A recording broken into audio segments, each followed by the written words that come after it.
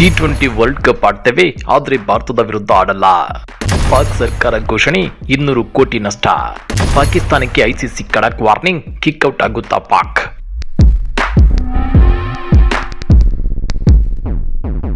T20 world ಕಪ್ಗೆ countdown ಶುರುವಾಗಿದೆ. ಇದೇ ಫೆಬ್ರವರಿ 7ರಿಂದ T20 ವಿಶ್ವಕಪ್ ಶುರುವಾಗಲಿದೆ.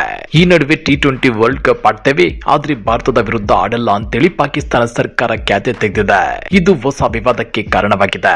ಹಾಗಾದ್ರೆ ಫೆಬ್ರವರಿ 15ರ ಭಾರತ ಪಾಕ್ ನಡುವಿನ ಲೀಗ್ ಮ್ಯಾಚ್ ರದ್ದಾದ್ರೆ ಜಿಯೋ ಹಾಟ್ ಸ್ಟಾರ್ಗೆ ಆಗೋ ನಷ್ಟ ಎಷ್ಟು ಕೋಟಿ? ಪಾಕಿಸ್ತಾನಕ್ಕೆ ಐಸಿಸಿ ಖಡಕ್ ವಾರ್ನಿಂಗ್ ಕೊಡುತ್ತಾ, ಇಲ್ಲ ವಿಶ್ವಕಪ್ ನಿಂದಲೇ ಪಾಕಿಸ್ತಾನವನ್ನ ಕಿಕ್ಔಟ್ ಮಾಡುತ್ತಾ?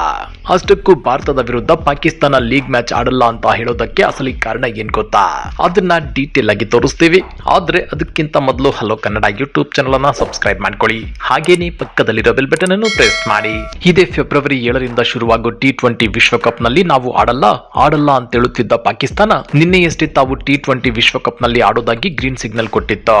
ಆದ್ರೆ ಇದೇ ವೇಳೆ ಮತ್ತೊಂದು ಖ್ಯಾತಿಯನ್ನ ತೆಗೆದಿದೆ. ಅದೇನು ಅನ್ನೋದನ್ನ ಒಂದ್ ಸ್ವಲ್ಪ ಬಿಡಿಸಿ ಹೇಳ್ತೇವೆ ನೋಡಿ. 2026ರ T20 ವಿಶ್ವಕಪ್ ಟೂರ್ನಿಯನ್ನ ಭಾರತ ಮತ್ತು ಶ್ರೀಲಂಕಾ ಜಂಟಿಯಾಗಿ ಆಯೋಜಿಸುತ್ತಿವೆ. ಫೆಬ್ರವರಿ 7ರಿಂದ ಮಾರ್ಚ್ 8ರವರೆಗೆ ಈ ಮಹಾ ಸಮರ ನಡೆಯಲಿದೆ. ಈ ವೇಳಾಪಟ್ಟಿಯ ಪ್ರಕಾರ ಫೆಬ್ರವರಿ 15ರಂದು ಕೊಲಂಬೋದಲ್ಲಿ ಭಾರತ ಮತ್ತು ಪಾಕಿಸ್ತಾನದ ನಡುವೆ ಹೈ ವೋಲ್ಟೇಜ್ ಪಂದ್ಯ ನಡೆಯಬೇಕಾಗಿದೆ.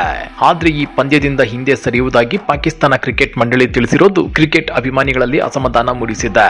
ಮೂಲಗಳ ಪ್ರಕಾರ ಆರಂಭದಲ್ಲಿ ಬಾಂಗ್ಲಾದೇಶವನ್ನ ಬೆಂಬಲಿಸಿ ಇಡೀ T20 ವಿಶ್ವಕಪ್ ಟೂರ್ನಿಯಿಂದಲೇ ಹಿಂದೆ ಸರಿಯಲು ಪಾಕಿಸ್ತಾನ ಚಿಂತನೆ ನಡೆಸಿತ್ತು. ಐಸಿಸಿ ಕಟ್ಟುನಿಟ್ಟಿನ ಎಚ್ಚರಿಕೆ ನೀಡಿದ ಬೆನ್ನಲ್ಲೇ ಗೆದ್ನೋ ಬಿದ್ನೋ ಅಂತೇಳಿ ತನ್ನ ತಂಡವನ್ನ ಪ್ರಕಟಿಸಿತ್ತು. ಈಗ ಟೂರ್ನಿಯಲ್ಲಿ ಭಾಗವಹಿಸುವುದಾಗಿ ಹೇಳಿರುವ ಪಿಸಿಬಿ ಕೇವಲ ಭಾರತದ ವಿರುದ್ಧದ ಪಂದ್ಯಕ್ಕೆ ಮಾತ್ರ ಅಡ್ಡಗಾಲು ಹಾಕುತ್ತಿದೆ.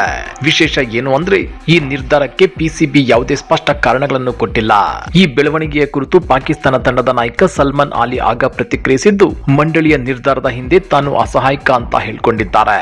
ನಾವೇನು ಮಾಡಲು ಸಾಧ್ಯವಿಲ್ಲ, ಮಂಡಳಿಯ ಆದೇಶಗಳನ್ನ ಪಾಲಿಸುವುದಷ್ಟೇ ನಮ್ಮ ಕೆಲಸ ಅಂತ ಅವರು ಹೇಳುವ ಮೂಲಕ ತಂಡದೊಳಗಿನ ಗೊಂದಲವನ್ನ ಹೊರಹಾಕಿದ್ದಾರೆ. ಪಾಕಿಸ್ತಾನದ ಈ ಹಠಮಾರಿ ಧೋರಣೆಗೆ ಅಂತಾರಾಷ್ಟ್ರೀಯ ಕ್ರಿಕೆಟ್ ಕೌನ್ಸಿಲ್ ತೀವ್ರ ಆಕ್ರೋಶ ವ್ಯಕ್ತಪಡಿಸಿದೆ.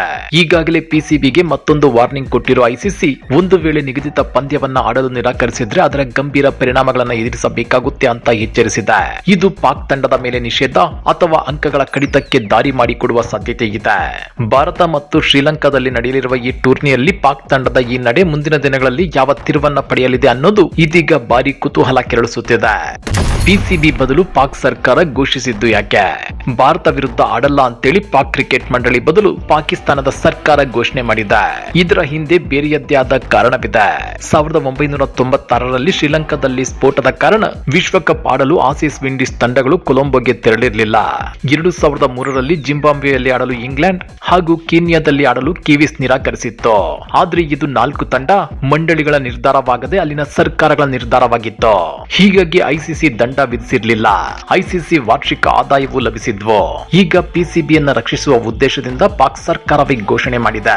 ಹಾಗಾದ್ರೆ ಐಸಿಸಿ ಮುಂದಿರೋ ಆಪ್ಷನ್ಸ್ ಏನು ಅಂತ ನೋಡೋದಾದ್ರೆ, ಮೊದಲನೆಯದಾಗಿ ವಿಶ್ವಕಪ್ ಟೂರ್ನಿಯಿಂದಲೇ ಪಾಕಿಸ್ತಾನವನ್ನ ಹೊರಗಿಡೋ ಸಾಧ್ಯತೆ ಇದೆ. ಎರಡನೆಯದಾಗಿ ಐಸಿಸಿ ವಾರ್ಷಿಕ ಆದಾಯಕ್ಕೆ ತಡೆ ನೀಡುವ ಸಂಭವವಿರೋದ್ರಿಂದ ಜಿಯೋ ಸ್ಟಾರ್ಗೆ 200 ಕೋಟಿ ರೂಪಾಯಿ ನಷ್ಟ ಉಂಟಾಗಲಿದೆ.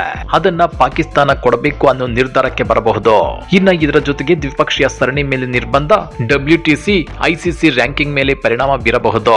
ಹಾಗೇನೆ PSL ಆಡದಂತೆ ವಿದೇಶಿ ಆಟಗಾರರಿಗೆ ಸೂಚಿಸೋ ಸಾಧ್ಯತೆಯೂ ಇದೆ. ಹಾಗಾದ್ರೆ T20 ವಿಶ್ವಕಪ್ ನಲ್ಲಿ ಆಡ್ತೇವೆ, ಆದ್ರೆ ಭಾರತದ ವಿರುದ್ಧದ ಪಂದ್ಯವನ್ನ ಆಡಲ್ಲ ಅಂತೇಳಿ ಪಾಕ್ ಸರ್ಕಾರ ಹೇಳಿರೋ ಈ ನಡೆಯ ಬಗ್ಗೆ ನೀವೇನಂತೀರಾ? ಕಮೆಂಟ್ ಮಾಡಿ, ವಿಡಿಯೋ ಲೈಕ್ ಮಾಡಿ, ಶೇರ್ ಮಾಡಿ.